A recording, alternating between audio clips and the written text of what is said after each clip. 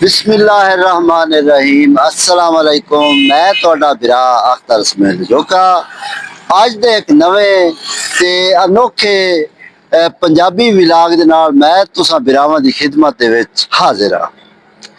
ਵੀਰਾਵਾਂ ਜਿੱਥੇ ਇਸ ਵਕਤ ਮੈਂ ਮੌਜੂਦ ਹਾਂ ਜਾਂ ਬੈਠਾ, ਇਹ ਹੈ ਜੰਗ ਚਨਿਓਟ ਰੋਡ ਤੇ ਆ ਬਵਾਣੇ ਦੇ ਨਾਲ ਰੈਸਕਿਊ 11/22 ਦਾ ਦਫ਼ਤਰ ਵੀ ਹੈ, ਨਾਲ ਦੁਕਾਨਾਂ ਵੀ ਹੈ।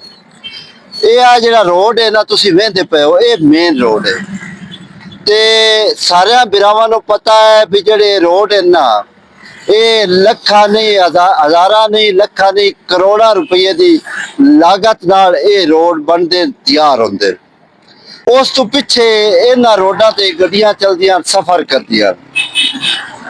ਹੁਣ ਇਸ ਰੋਡ ਦੀ ਇੱਕ ਨਵੀਂ ਤੁਹਾਨੂੰ ਗੱਲ ਦੱਸਦਾ ਤੇ ਇੱਥੋਂ ਦੇ ਜਿਹੜੇ ਆਸੇ ਪਾਸੇ ਵਾਲੇ ਬੰਦੇ ਨਾ, ਉਹਨਾਂ ਦੀ ਬਈ ਆ ਤੁਸੀਂ ਵੇਖਦੇ ਪਏ ਹੋ, ਕੈਮਰਾਮੈਨ ਮੇਰਾ ਵਿਖਾਉਂਦਾ ਪਿਆ ਹੈ, ਰੋਡ ਦੇ ਉੱਤੇ ਪਾਣੀ ਖਲੋਤਾ ਹੈ। ਜਦੋਂ ਪਾਣੀ ਖਲੋਂਦਾ ਹੈ ਨਾ, ਉਦੋਂ ਰੋਡ ਹੌਲੀ ਹੌਲੀ ਤਰੁੱਟਣਾ ਤੇ ਵੱਜਣਾ ਸ਼ੁਰੂ ਹੋ ਜਾਂਦਾ ਹੈ।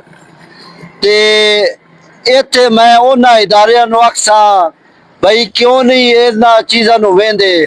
ਅਗਰ ਜਿਹੜੇ ਆਸੇ ਪਾਸੇ ਦੇ ਲੋਕ ਇਹਨੂੰ ਜੇ ਉਹਨਾਂ ਪਾਣੀ ਛੱਡਿਆ ਹੋਇਆ ਤੇ ਉਹਨਾਂ ਦੇ ਖਿਲਾਫ ਸਖਤ ਤੇ ਕਾਨੂੰਨੀ ਕਾਰਵਾਈ ਅਮਲ ਵਿੱਚ ਲਾਈ ਜਾਵੇ।